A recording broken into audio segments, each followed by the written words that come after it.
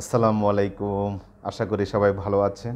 আজকে একটি বিষয় নিয়ে আলোচনা করব, সেটি হচ্ছে সাইজ রেশিও আসলে কত ধরনের। একটি গার্মেন্টস তৈরি করার পর আপনাকে শিপমেন্টের করার জন্য অবশ্যই সাইজ রেশিও মেনটেন করে আপনাকে গার্মেন্টস শিপমেন্ট করতে হবে, আদারওয়াইজ গার্মেন্টস শিপমেন্ট করা যাবে না। গার্মেন্টস শিপমেন্ট করার জন্য অবশ্যই বায়ার আপনাকে নির্দেশ করে দিবে আপনি কোন অনুযায়ী গার্মেন্টসগুলো সাইজ রেশিও অনুযায়ী আপনি গার্মেন্টস প্যাক করবেন।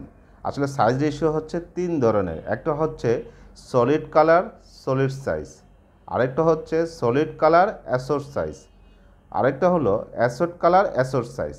আচ্ছা, এই তিন ধরনের মধ্যে সলিড কালার সলিড সাইজ হচ্ছে, ধরেন আপনার এই ব্লু কালারেরই একটা সাইজ, সেটা হচ্ছে এম সাইজ হইতে পারে বা এল সাইজ হইতে পারে, এবং সেই সাইজ অনুযায়ী আপনি যদি গার্মেন্টস প্যাক করে থাকেন তাকে সলিড কালার সলিড সাইজ, মানে একটা কালারে একটা সাইজ আপনি যখন প্যাকিং করবেন সেটাকে বলা হয় সলিড কালার সলিড সাইজ।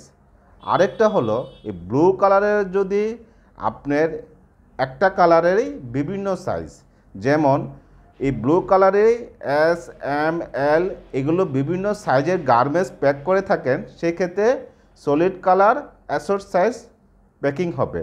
আরেকটা হলো অ্যাসোড কালার অ্যাসোড সাইজ, তার মানে আপনি blue colour black colour red colour বা বিভিন্ন কালারের বিভিন্ন সাইজ যখন গার্মেন্টস প্যাক করবেন সেটাকে বলা হয় অ্যাসোড কালার অ্যাসোড সাইজ, এবং এই তিন প্যাকিং অনুযায়ী আপনাকে গার্মেন্টস শিপমেন্ট করতে হবে।